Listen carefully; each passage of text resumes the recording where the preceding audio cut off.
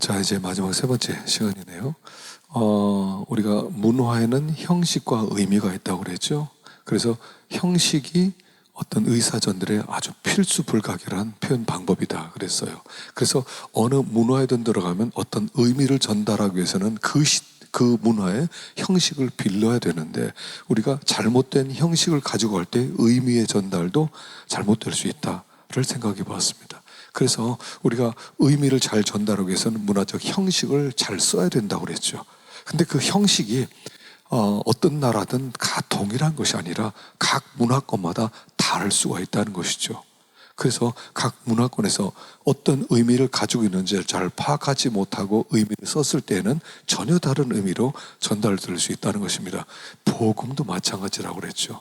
그래서 우리가 이 복음을 전할 때 문화적 형식을 빌려야 되는데, 기독교적 의미를 전달하기 위해서 가장 기독교적 형식이 있는 그런 문화적 형식을 사용해야 된다 하는 것도 생각해 보았습니다. 중요한 것은 형식이 아니라 의미라고 하는 것이죠. 그래서 우리가 이제 이 세상 속에 살아가면서 의미를 전달하기 위한 다양한 형식들, 그런 것도 개발할 필요가 있고, 각 교회에서도 그 시대에 주류가 되는 사람들의 문화를 문화의 형식을 존중해 줄 필요가 있다는 것도 생각을 해보았습니다. 자, 이제 그 또한 뭐를 생각하게 되냐면, 우리가 의미와 형식에 대해서 논의할 때 고려해야 될 점 두 가지가 더 있는데, 하나는 뭐냐면 의향과 동기에 대한 문제입니다. 의향과 동기에 대한 문제죠. 그러니까 하나님께서는 우리가 다른 사람들과 관계하여 어떤 일을 할 때 마음에 의도하는 것을 굉장히 중요하게 여긴다는 것입니다. 어떤 행동을 할 때 그게 왜 그 행동을 하느냐 하는 거죠. 의도적이냐 우연히 저지르냐 하는 것임을 의미하는 겁니다. 그래서 예를 들어서 예수님은 바리새인들을 굉장히 위선자로 책망하셨죠. 왜냐하면 그들은 어떤 의도를 가지고 문화 형식을 사용하는 거예요. 그래서 그 문화 형식을 통해서 자기들을 더 존귀한 자로 보이게 만드는 거죠. 그래서 마태복음 같은 데 보면 예수님이 아주 굉장히 그들을 책망하셨습니다. 그들이 사람에게 보이려고 어떤 행위를 하는 거죠. 그 당시의 문화적 행위, 예를 들어서 기도하는 행위를 의도적으로 함으로 사람들에게 저 사람은 굉장히 기도하는 사람이야 하는 인상을 심어주기를 원하는 거고요. 또 시장에서 문안받고 그리고 랍비라 칭함을 받는 것, 굉장히 좋아해요. 그것을 칭찬했고요. 천국문에 들어가지 못하도록 천국문을 닫아버리고, 교인 하나를 얻기 위해 바다 육지를 두루 다니다가 생기면 저들보다 더 배나 지옥 자식이 되게 하고, 11조를 드리는데 진짜 중요한 의와 인과신은 버리고, 그래서 그들을 회칠한 무덤이다 이렇게 부르셨다는 것입니다. 그래서 사람들에게는 잘 보이지만 그 안에는 죽은 사람의 뼈와 더러운 것이 가득하다고 비판하셨죠. 그래서 종교 지도자들로서 존경과 문안받기를 위한 방편으로 형식적 행위를 하였다는 거예요. 그러니까 참된 문화 형식은 뭐냐면, 수용자들에게 해당 문화 형식을 사용하는 사람들의 동기가 깨끗해야 된다는 거예요. 근데 그걸 이용하기 위해서 자기들 더 다른 목적을 가지고 이용할 수 있다는 것입니다. 그래서 우리 기독교의 동기는 뭐냐면 항상 사랑해야 된다는 거예요. 우리가 어떤 일을 할 때 왜 그 일을 해요? 사랑해서 그 일을 하는 거예요. 그래서 바울은 이렇게까지 얘기했죠. 만일 식물이 내 형제로 실족하게 되면 나는 영원히 고기를 먹지 아니하여 내 형제를 실족치 않게 하겠다라는 수준까지 갔다는 거예요. 고기를 먹을 수 있어요. 형식이 있어요. 그런데 동기가, 혹시 내가 고기를 먹어서 누군가 실족한다면 내가 그를 실족시키기 위해서 문화의 형식인 고기를 먹지 않겠다, 포기하겠다, 희생하겠다 까지 간 것이죠. 항상 동기가 사랑이어야 된다 하는 것입니다. 그래서 그들이 사용하는 형식과 그들이 추구하고자 했던 그 의미와 같아야 되는 거예요. 같아야 되는 것이죠. 자, 둘째는 뭐냐면 둘째, 문화 구조 그리고 의미와 관련된 또 다른 문제가 있는데 그것은 능력 부여에 관한 문제입니다. 이것은 찰스 크래프트가 아주 굉장히 강조했던 부분이에요. 그래서 그 사람 책에 보면 그분이 원래 신학교 강의에서 이 문화 인류학에 대해서 아주 권위자로서 강의도 잘했는데 파워 인카운터 같은 그런 과목도 했어요. 그래서 제가 들었던 파워 인카운터는 어떤 과목이었냐면 강의 시간에 귀신 쫓아내는 거예요. 쉽게 얘기하면. 그러니까 파워, 그러니까 능력 대결이에요. 쉽게 얘기하면 능력 대결. 그래서 믿는 사람에게는 능력이 있다는 거예요. 하나님 능력을 주셨어요. 그래서 그 강의 시간에 학생들 중에 아니면 외부에서 귀신 들린 사람을 데려와요. 데려와요. 그리고 그 사람과 대화를 해요.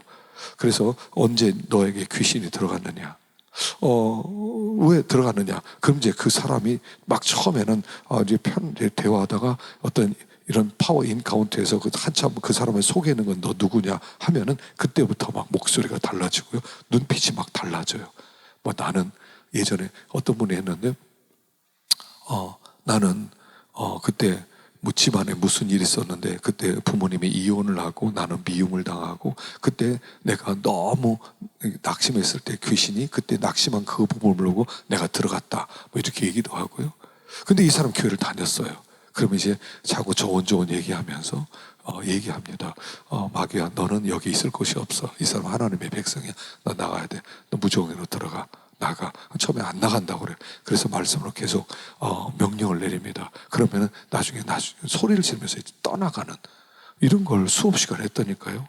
왜냐하면 그 찰스 크래프트는 문화 인류학을 가르치면서 거기에 어떤 문화 구조와 문화 구조 속에 그 하나님의 능력을 부어준 부분들이 있다 이렇게 생각을 했어요. 그래서 예를 들어서 우상의 음식 같은 거, 여러분 우상의 음식은 사실은 아무것도 아니죠. 귀신은 없는 거예요. 없는 귀신에게 제사를 드려요. 그래서 까짓거 그거 먹어도 된다. 귀신은 없는 건데 그들이 절했다고 그래서 이 음식이 어떻게 됐느냐 그렇게 생각하는데, 그런데 근데 이것 때문에 다른 사람이 실족하게 되면 먹지 않는다. 그리고 그 당시 사람들은 우상제물을 먹으면 그 우상에게 절한 사람과 동일하게 되어서 그 우상을 섬기는 사람이다 하는 그런 문화가 있었어요.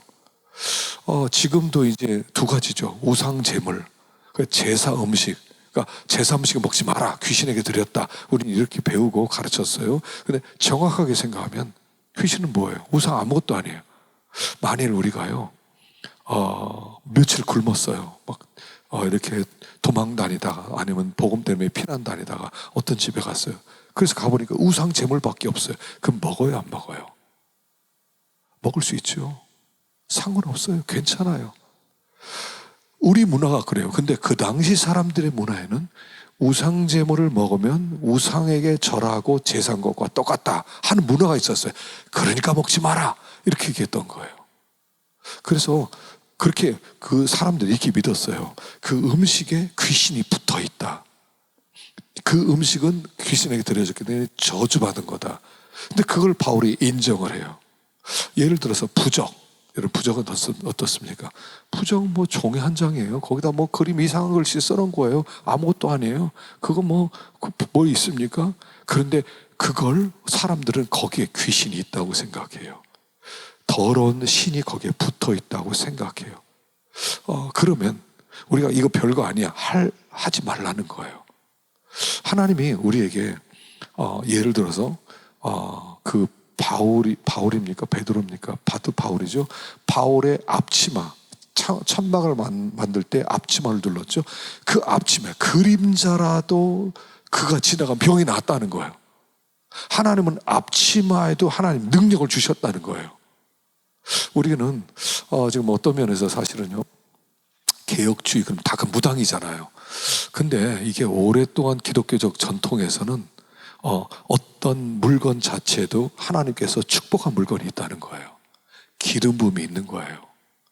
우리가 너무 교회는 아무것도 아니다. 예배당 여기 예배당에서 예배도 드릴 수 있고 여기서 식사도 할 수 있고, 그러니까 하나님의 중요한 것은 공간이 아니라 하나님이 함께 임재하시는 그 용도로 쓸 때가 중요하다. 하지만요, 사실 이것도 생각하셔야 돼요.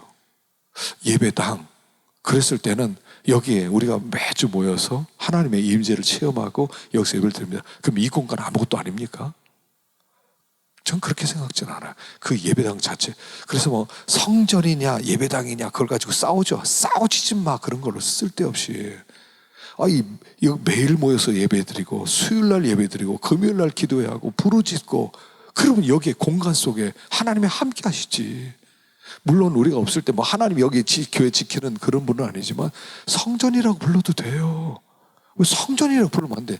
성전 건축 그런 소리 하지 말래. 예배당 건축이라고 꼭 그렇게 하라고 그러는데 나는 그 불만이에요. 이론은 맞아요. 여기 성전 아니에요. 지성소는 없어졌어요. 이제 하나님의 백성이 모이는 곳, 거기가 하나님의 성전이죠. 우리가 성전이죠. 근데 함께 30년 동안 여기서 예배를 드리고 매일 여기서 기도했다면 여기를 성전이라고 부른다 한들 뭐 그렇게 잘못된 거예요? 그래서 너무 우리가 가톨릭을 배경하고 가톨릭은 틀렸다. 물론 신학적으로 많이 틀렸죠. 거의 우상 종교에 가깝죠. 거기는. 그럼에도 오랫동안 내려오면서 그래서 지켰던 어떤 전통들이 저는 있어요. 수도원 없앤 것도 저는 굉장히 큰 실수라고 생각하거든요. 왜 수도원을 없애요? 요즘 들어서 이제 수도원 운동이 나오면서 목사님들이 피정할, 목사님들 쉬어야지, 안식할 때 없어요. 이제 어디로 가요? 기도원으로 가는데 기도원이 지금 다 죽어갖고 문 닫고 있는 상황이지 않아요. 그래서 이런 부분들, 그래서 여기에서 문화의 형식 속에 중요한 것은 어떤 능력이 부여된 공간과 장소와 물질이 있을 수 있다. 그래서 야고보에서 기름을 바르며 기도해라 그랬죠. 기름을 바르고 기도하면 나는데 정말로 갔더니요, 플로에 갔더니 그 기름을 팔아요. 뭐 특별한 기름이 있겠어요? 그러나 기름을 이마에 두고 그리고 이렇게 치유의 기도도 하고요. 그걸 너무 정죄하거나 너무 비판하지 않았으면 좋겠어요. 그래서 이 문화의 구조 속에 하나님의 능력이 부여되는 어떤 것들이 있을 수 있다 하는 것을 이 척크래프트는 굉장히 강조를 했어요. 그래서 이제 그게 물론 무당처럼 그렇게 귀신화되면 안 되죠. 그래서 뭐 예수님의 성의를 찾아라, 뭐 토레도 성의가 진짜냐 가짜냐, 그래서 뭐 그게 진짜 나중에 다 가짜로 밝혀지잖아요. 성지에 가면 뭐 성지에서 뭐 하지만 사실은 저는 성지순례 갔을 때 별로 의미를 찾지 못했어요. 오히려 선교졌던 이집트에서 더 큰 도전과 은혜를 받았고, 성지에서는 뭐 거기 갔을 때 별로 의미가 없었어요. 그러나 무시하지는 말자는 거죠. 무시하지 말고 그 속에 하나님이 이렇게 우리 주셨던 그런 복된 하나님의 축복들조차 우리가 거절하지 말자는 것입니다. 자, 네 번째, 개인과 문화를 연결시키는 조건들이 있어요. 자, 첫 번째 뭐냐면, 비록 개인은 자신의 동족들과 공통적인 게 많이 있지만 인간이라는 면에서 많은 공통점을 소유하고 있긴 하지만 개인은 성적 차원에서 독특한 면을 소유하고 있다는 거예요. 자, 뭐냐면 우리가 문화를 생각할 때 어떤 한 문화권 속에 한국이라는 문화권 속에 살아갑니다. 어떤 한국의 문화가 있죠. 그런데 거기에는 다양한 개인들이 있다는 거예요. 그래서 우리가 한국 사람이니까 공통적인 것이 있지만 하나님은 각자 다르잖아요. 다른 면에서 또 어떤 독특한 면이 있을 수 있다 하는 것을 얘기합니다.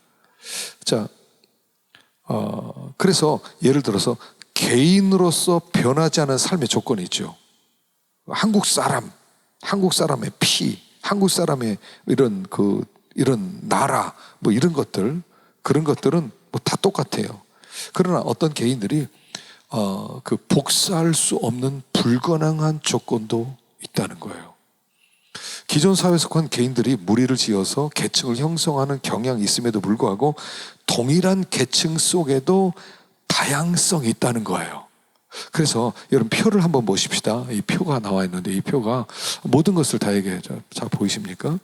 자, 위에는 생물학적, 물리적 환경, 사회적 환경, 문화적 환경, 다 생물학적, 물리적, 사회적, 문화적 환경이 다르고, 그 밑에는 보편적이고 공통적이고 어떤 역할이 다르고 개성이 다르고, 그래서 각 개인이 문화를 볼 때 다르게 볼 수 있다는 것이에요. 똑같은 문화권 속이지만 개인마다 차이가 좀 있을 수 있다는 것을 얘기하는 것입니다.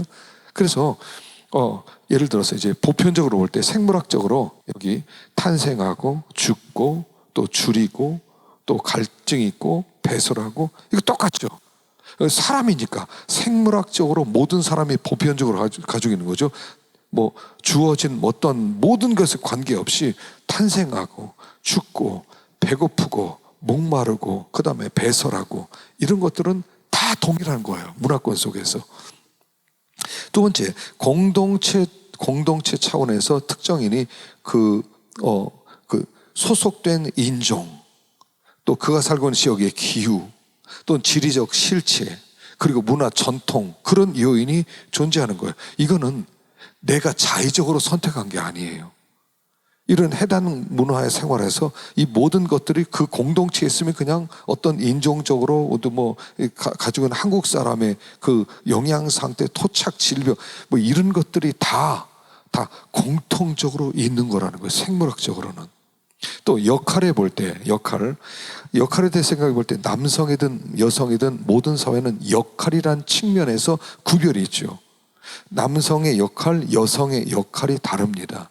그래서 이런 생물학적 압력에 의한 반응으로 모든 구성들로 하여금 이성과 관계할 때 자신과 같은 성을 소유한 구성원들에게 하는 것과는 다르게 대하도록 요구하는 어떤 문화 구조를 가지고 있다는 거예요. 이런 성 역할과 성에 기초하지 않은 역할들은 부여하거나 성취되는데, 이런 것들은 문화적 사실에 해당되는 역할입니다. 자, 여기에서 제일 흥미로운 부분이 뭐냐면 맨 밑에 개성 부분이라는 거예요. 개성 부분. 한번 개성 부분을 보세요. 이 개성 부분에 개인적 차원에서 볼 때 사람들은 각자 생물학적으로 독특한 면을 소유하고 있어요. 어떤 사람 키가 150일 수 있고, 어떤 사람 180일 수 있고, 어떤 사람 중간일 수도 있고, 개인적으로 주어진 생물학적 구성 또는 어떤 외향적, 내면적인 성격이 다를 수도 있죠. 또 긍정적인 사람과 부정적인 사람이 있을 수 있죠. 이 개성에서 굉장히 큰 차이가 날 수 있다는 거예요. 그래서 그 문화권 속에 있지만 사람마다 다르게 느낄 수 있다는 것이죠. 그러니까 이 개인의 문화를 우리가 너무 무시해서는 안 된다는 거예요. 똑같이 한국 사람이니까 한국 사람 다 이렇게 생각하겠지. 요새는요 너무 달라요. 한국 사람도 10대, 20대, 30대, 40대 이게 다 달라요.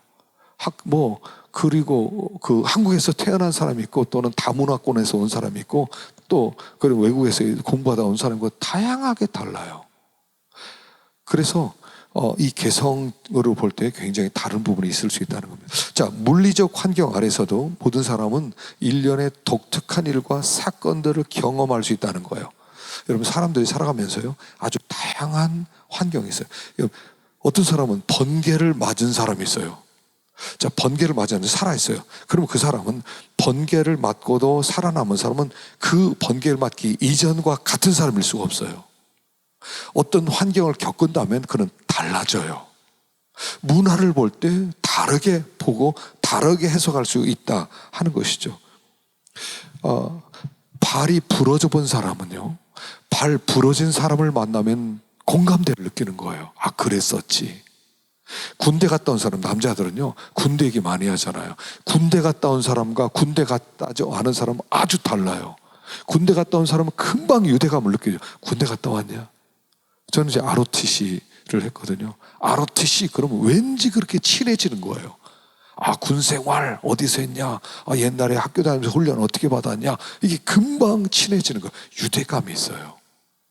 그래서 어떤 물리적 환경 아래서도요 달라요. 여자들은 맨날 애 낳는 얘기 하잖아요.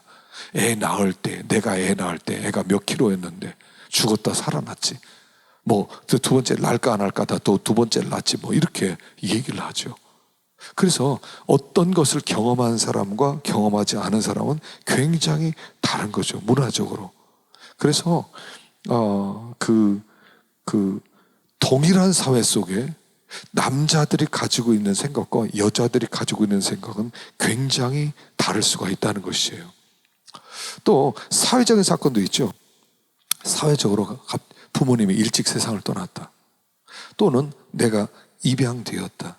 그런 사람들은 문화적 경험이 평범하게 가정생활한 사람과 굉장히 다릅니다. 그래서 사람들마다 그 경험하는 것들 중에서 독특한 부분들, 독특한 것들을 우리는 경험을 하지요. 그래서 여기 보면 이제 보편적으로 볼 때 생물학적으로는 탄생, 죽음, 주림, 갈증, 배설. 물리적 환경으로 볼 때는 보편적으로 중력, 지구의 중력, 온도, 시간 뭐 똑같이 모든 사람에게 중력 똑같이 온도 똑같아지죠. 그러니까 물리적 환경으로 어떤 보편적인 거죠. 사회적으로 뭐 이제 자라나면서 내가 어릴 때 이 환경에서 부모님께 도움을 받고 또 학교를 다니고 이런 활동들 동일한 거예요.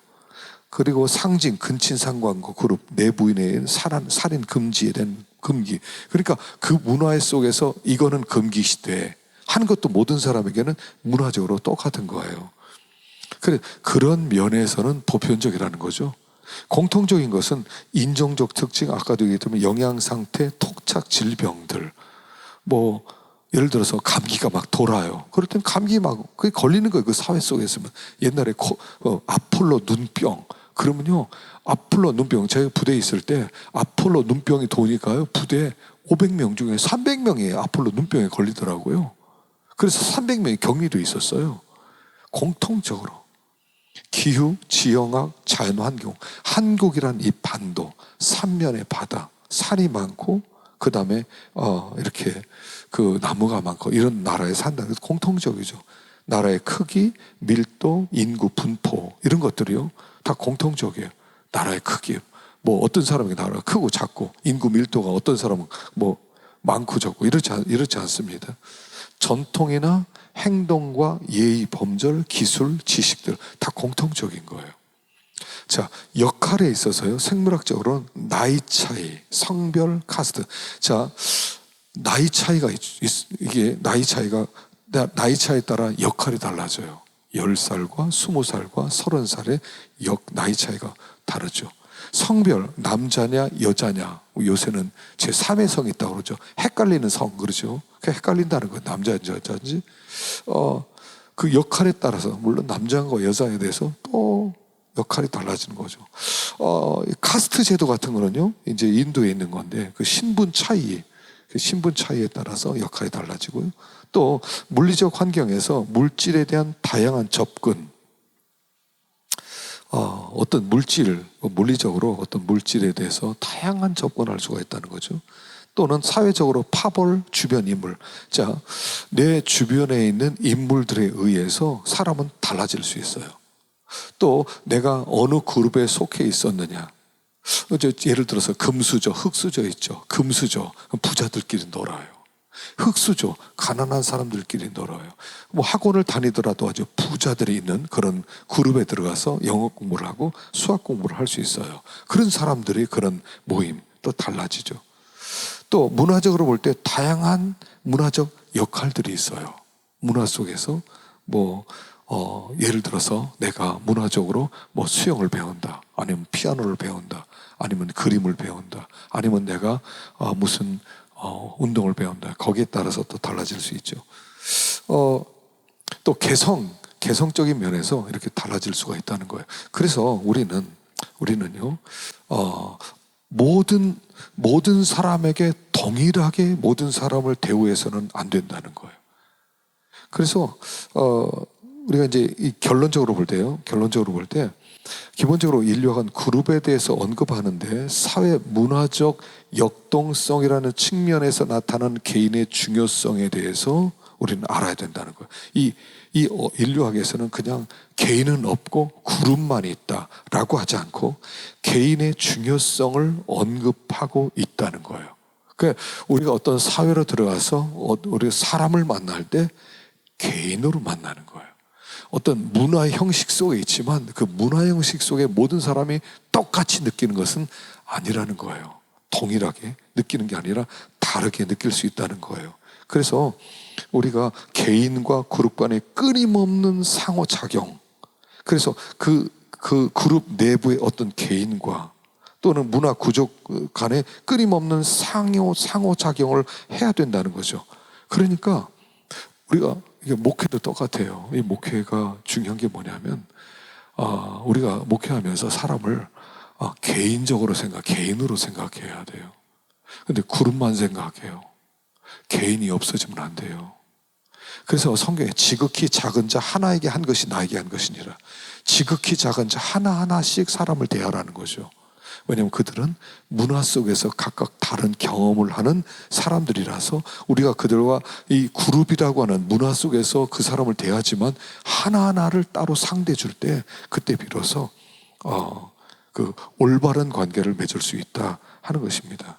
그래서 우리가 이제 가끔씩 우리가 어떤 개인은 그룹의 구성원으로서 지위를 박탈당하면서까지 그룹의 의견을 무시하면서 변화를 시도하기도 할 수 있다는 것이죠. 그래서 우리가 이제 이 사회 속에서 이렇게 살아가면서 아니면 우리가 이제 목회 현장으로 들어간다든가 아니면 선교 현장으로 들어갔을 때 문화 속에 있는 한 개인 한 사람 그들을 다 귀히 여길 수 있어야 된다 하는 것을 이야기하는 것입니다. 그래서 아무쪼록 우리가 그 현장 속에서 하나님이 보낸 곳에서 그런 문화 형식을 통해서 정말 다양한 사람들을 주님께로 인도하는 그런 우리의 역할을 감당할 수 있기를 간절히 바랍니다. 오늘 강의 수고하셨어요. 감사합니다.